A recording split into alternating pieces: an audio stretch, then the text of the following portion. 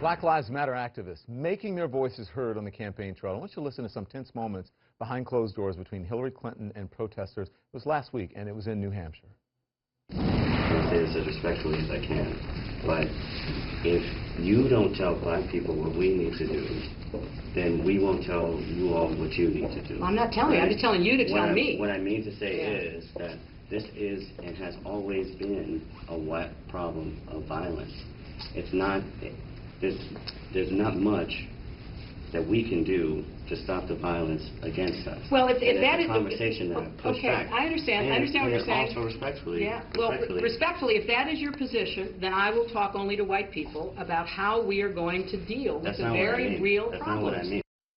Joining me now, the activist you saw in that clip, Julius Jones, a founder of Black Lives Matter of Worcester, Massachusetts.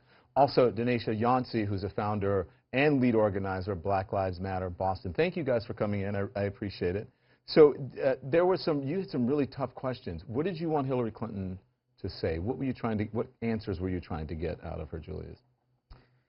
Hillary Clinton and the Clinton family occupy a unique space in the mass incarceration that we experience, that the black community in the United States is experiencing today, where the policies that they advanced are directly responsible for the largest increase in the prison population under any U.S. president.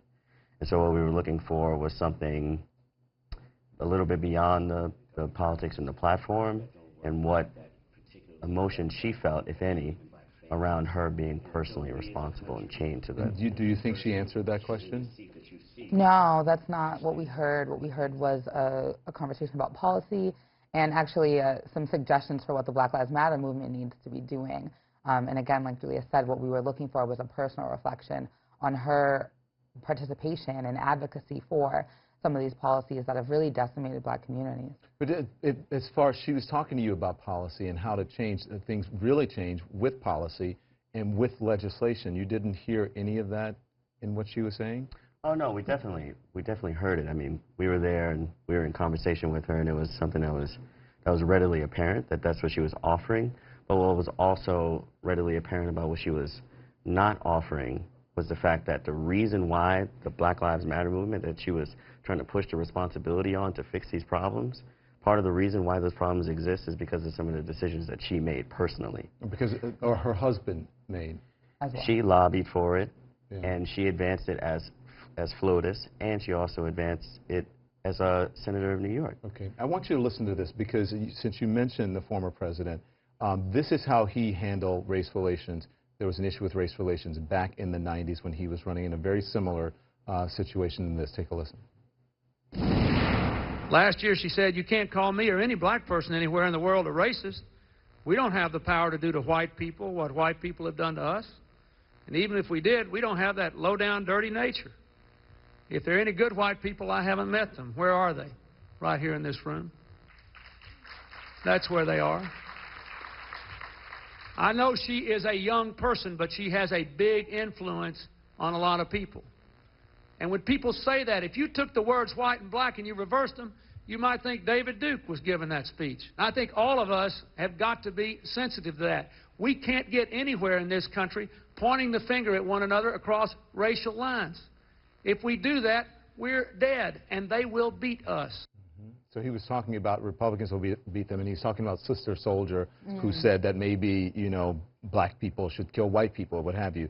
But they were talking about racial injustice. He was talking about racial injustice and having made some mistakes. And when you make a mistake, you own it. But ultimately, you have to work together. No one says exactly what you want them to say in a negotiation. Do you understand what he was saying? And even that relates now to Hillary Clinton. She's not going to have perfect language. Neither is Bernie Sanders. What are you looking for them to say? The language that you want them to say? So what we're looking for in the challenging of these presidential candidates is for them to have an advanced and nuanced understanding of racial dynamics in this country. We have certain expectations of presidents, right, that they have an economic understanding, that they have international policy understanding. And I think that what we're saying is that any president of this country needs to have an advanced and nuanced understanding of racial dynamics. And that's not what we saw from Hillary Clinton.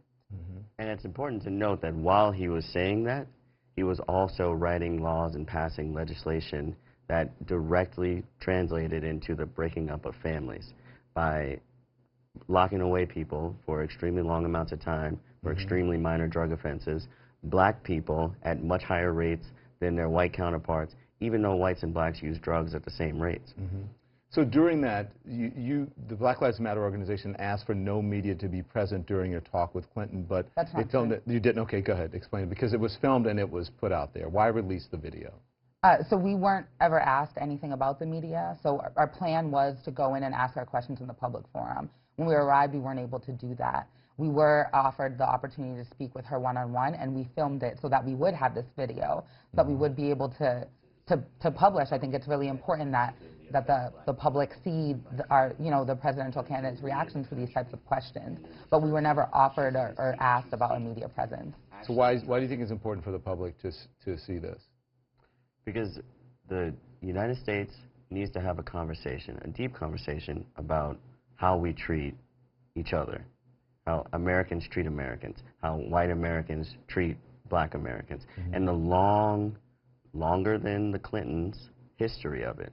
If you look at the way that drugs are persecuted in our society today, particularly with heroin today, there's a massive heroin epidemic in the United States, largely in rural United States, and it's affecting largely white kids. And there's all this conversation about treatment programs and ways that we can get our community back together. Yeah. If you rewind 40 years ago to the 60s and 70s, the way that they handled the heroin problem in the black community and the way that they handled the crack problem in the black community was very different.